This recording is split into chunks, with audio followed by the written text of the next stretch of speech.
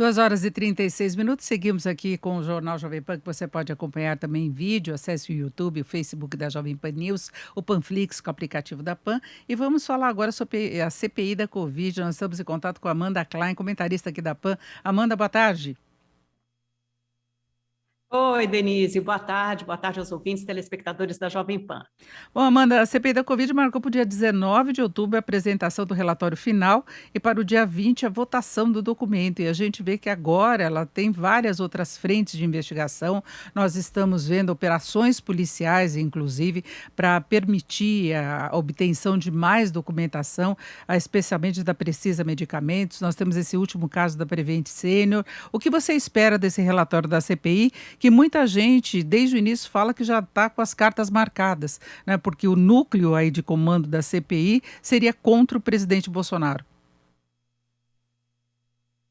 Eu acho que primeiro é preciso a gente estabelecer algumas coisas, né, Denise? A CPI é um fórum político, sempre foi assim, não é? Essa CPI não é diferente das demais, né? Talvez sim tenha mais audiência e repercuta, tenha mais reverberação, porque a gente vive na era das redes sociais, mas é como um processo de impeachment, é um processo jurídico-político, mas principalmente político. E a CPI também é um processo jurídico-político, mas eminentemente político. Então a gente pode esperar um relatório do Renan Calheiros, do senador Renan Calheiros. Desde o início a gente teve a formação do grupo do G7, né, que é um grupo de oposição à CPI. Aliás, a CPI é um instrumento da oposição, então faz sentido que seja dominada de fato por um grupo da oposição, até porque o governo não conseguiu formar maioria, dormiu no ponto nessa articulação política, como várias vezes dormiu no ponto, e foi um relatório que ele não está pronto. Isso é discurso de bolsonarista. Ele foi um relatório que foi amadurecendo e sendo construído com o tempo. Admitir que a gente já tinha um relatório pronto desde o início é esquecer ou ignorar o fato de que essa CPI produziu resultados muito robustos, como deixar claro, por exemplo, que houve um método orquestrado, deliberado por parte do governo de ignorar a pandemia, né, de assumir um tratamento precoce, uma postura anti-vacina, a favor somente do isolamento vertical, né, que era aquele isolamento de idosos ou de pessoas com comorbidade, para que a economia pudesse continuar funcionando normalmente, e para isso ela usou um discurso, um método cujo principal garoto propaganda foi o presidente Jair Bolsonaro, mas que reverberou e teve toda a sua repercussão e seus tentáculos nas redes sociais e em alguns veículos de mídia, alguns veículos de comunicação. A CPI deixou isso muito claro, que o governo optou por não comprar vacinas, chegou atrasado na fila da vacina, por isso o Brasil só tomou ritmo, a vacinação só tomou ritmo muito tempo depois, e aí a CPI foi delineando todo esse esquema. O que a CPI não esperava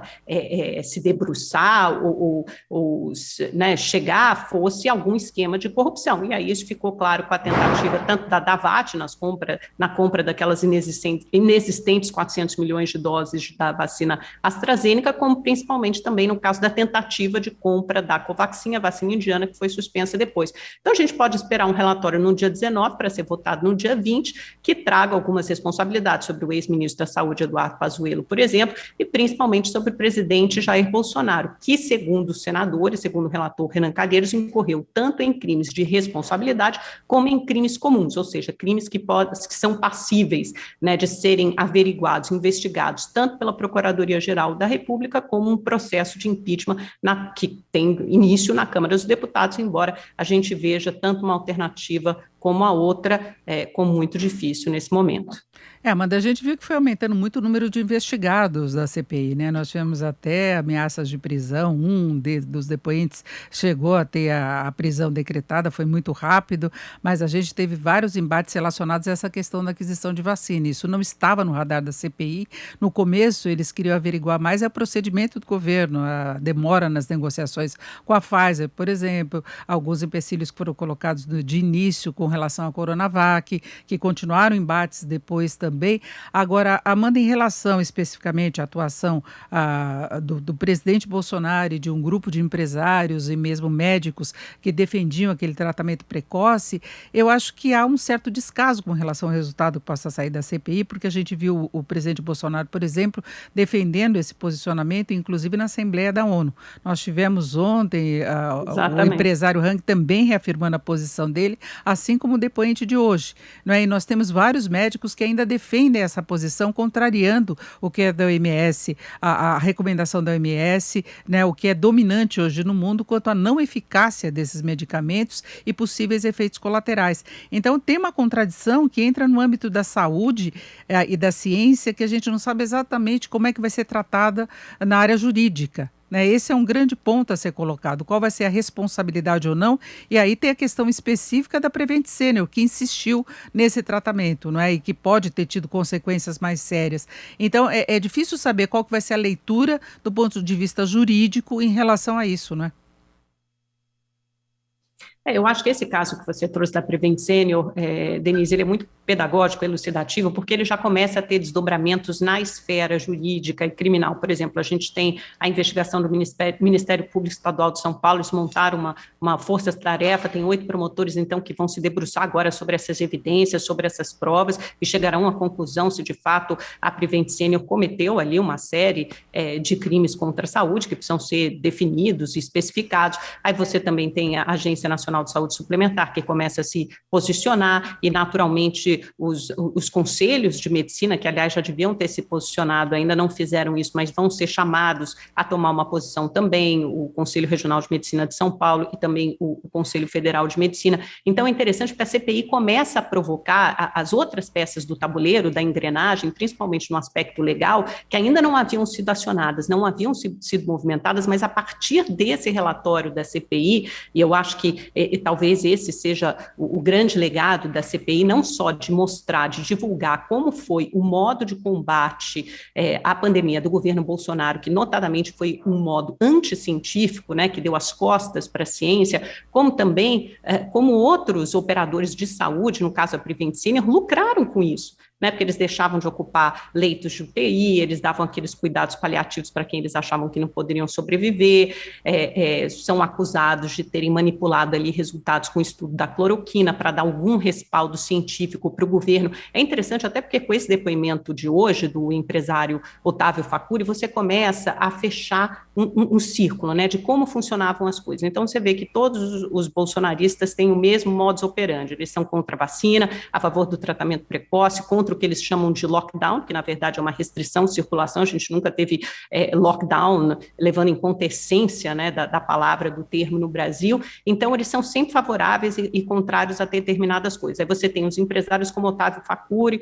e como Luciano Hang ontem na CPI, que são os financiadores dessa engrenagem de comunicação. Aí você tem os veículos que propagandeiam isso e as redes sociais, os influenciadores que disseminam essas falsas informações acerca da pandemia. Você teve a Prevent Senior, que foi o laboratório para que isso pudesse se consumar. Os estudos com cloroquina, são acusados de falsear, inclusive, dados de morte, provavelmente com o que pode ter gerado uma subnotificação de mortes na operadora. Você tem o gabinete paralelo, que eram os médicos, também serviam para dar esse verniz científico para o tal do tratamento precoce defendido pelos bolsonaristas. E aí você tem o maior garoto propaganda de todos, que, como você mesmo disse, né, Denise, defendeu o tratamento precoce, sei lá, semana passada, retrasada, na tribuna da Assembleia Geral da ONU. Então, a CPI, ela consegue mostrar como funcionava toda essa articulação, toda essa engrenagem perfeitamente. Então, a CPI tem que avançar o quê? No caso da Prevent, né, ver se algum médico, por exemplo, poderá vir prestar depoimento, e com senadores do G7 com quem eu conversava ontem, eles se lamentavam, se queixavam justamente disso. Veio a advogada Bruna Morato, que fez um depoimento muito contundente, mas eles queriam uma fonte primária, ou seja, um médico que tenha presenciado e tenha vivido toda essa experiência da Prevent Senior, tenha sido obrigado a recomendar os remédios comprovadamente ineficazes do kit Covid. Eles querem ouvir um médico, estão reservando a quarta-feira, possivelmente para isso. Querem avançar naquele caso da VTC Log, né, que é a empresa de armazenamento e distribuição de vacinas e medicamentos. Teve aquele motoboy que sacou 5 milhões de reais e fez algumas transferências ali, colocou em algumas contas. Eles querem avançar para fechar essa outra parte, essa outra vertente da CPI, porque conforme eles foram investigando, eles foram abrindo várias pernas, né, várias vertentes. Então, eles têm que fechar algumas dessas a tempo de entregar o relatório final. E Amanda, vale lembrar também que teve um grupo de juristas avaliando a primeira etapa, a atuação mais específica do governo federal, liderado esse grupo pelo Miguel Reale Júnior, que chegou à conclusão de que o presidente Bolsonaro teria cometido vários crimes. Eles já entregaram esse relatório, a lista é bastante grande e não dá para falar que Miguel Reale seja de oposição, né, como se costuma dizer, que é de esquerda, porque ele teve uma participação ativa no impeachment de Dilma Rousseff também, né? Pois é, foi um dos autores, né, daquela peça jurídica, ele, a Janaína Pascoal, então certamente não dá para a gente falar que o Miguel Reale Júnior é de esquerda, pelo contrário, o senador Renan Calheiros se reuniu com o Miguel Reale Júnior e com outros juristas também, com o grupo Prerrogativas, com outros juristas, justamente para encaminhar esse relatório final e saber exatamente em quais crimes enquadrar cada um desses investigados. E aí, para o presidente Bolsonaro, a gente tem charlatanismo, por exemplo, tem crime contra a vida, porque aí você tem os crimes comuns e os crimes de responsabilidade, né? Crime contra a vida, infração de ordem sanitária, você tem prevaricação, né? Por supostamente ter sido alertado pelo deputado Luiz Miranda de que havia um esquema ali de irregularidades na compra da Covaxin e supostamente não ter feito nada, não ter tomado medidas para isso. Então você tem uma gama ali de crimes nos quais ele pode ser enquadrado e também os demais investigados, e certamente você vai produzir um relatório poderoso no sentido, né, de comunicação, de propaganda,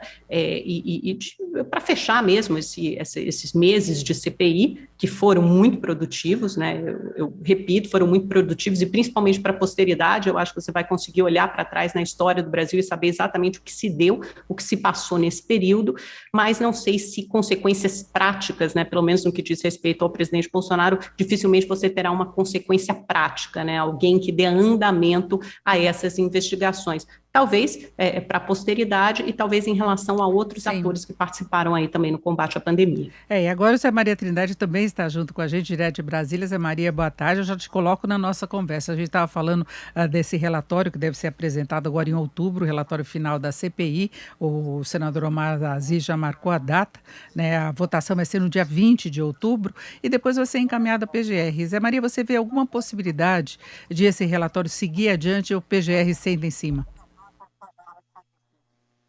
Olha, isso é uma proposta política, né? O que vai acontecer é o seguinte, ali no dia 18, esse relatório já estará pronto, apresentado no dia 19, haverá um pedido de vistas e no dia 20 está marcada a votação. Isso significa que a semana que vem será a última. Os integrantes da CPI, os que sequestraram o plenário, o G7, definiram que a semana que vem eles vão tentar ouvir um médico que tenha representado contra a Prevent Senior, né? E a partir daí fechar o relatório e pronto. Eles têm lá dados muito importantes de corrupção ali, de pessoas que sempre rondaram o poder público em busca de dinheiro. Mas isso não significa envolvimento do governo. Esse é o desafio da CPI. Olha, Denise, se não houver essa ligação ali com provas, né, com definição, aí estarão passando um salvo-conduto ao presidente Jair Bolsonaro. Mas, como diz a Amanda aí, eles consultaram, o presidente da CPI chamou juristas para ajudar e o relator consultou muitos juristas para definir aí esse relatório final.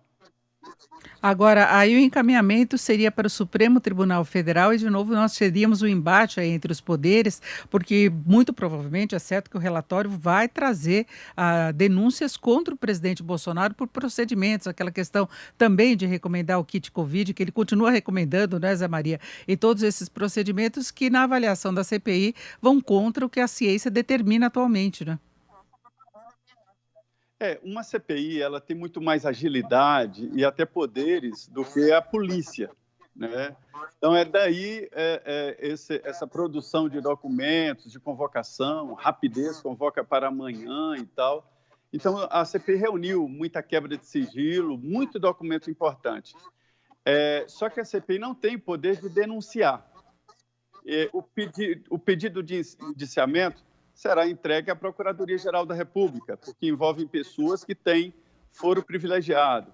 Cópia para o Ministério da Justiça, cópia para a Procuradoria-Geral da República e vão entregar simbolicamente ao Supremo, mas significa nada. O Ministério Público é que tem o monopólio de denunciar ou não alguém. Portanto, a atenção se prende toda mesmo à Procuradoria-Geral da República.